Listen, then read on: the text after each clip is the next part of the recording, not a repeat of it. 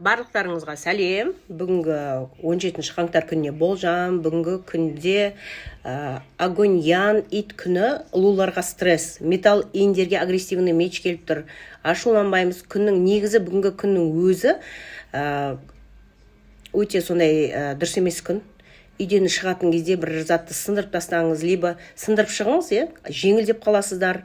Өйткені день разрушения, либо қағазға қарыздарым, проблемаларым деп жазып, сол қағазды жыртып тастаймыз.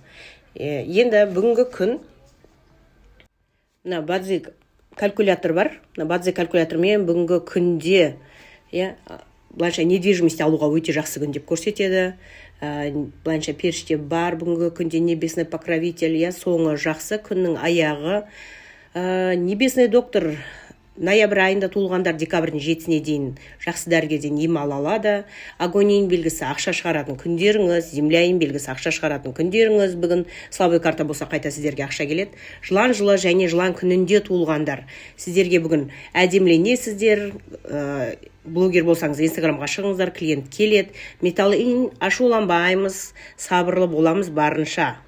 Бүгін және бұрынғы өткен-кеткенде еске алып, кемшіліктерін бетке баспаймыз, өткен үлкен дауға аласып, кейін қайта-қайта соны айтуы мүмкін. Бүгінгі күндеріңіз сәтті өтсін.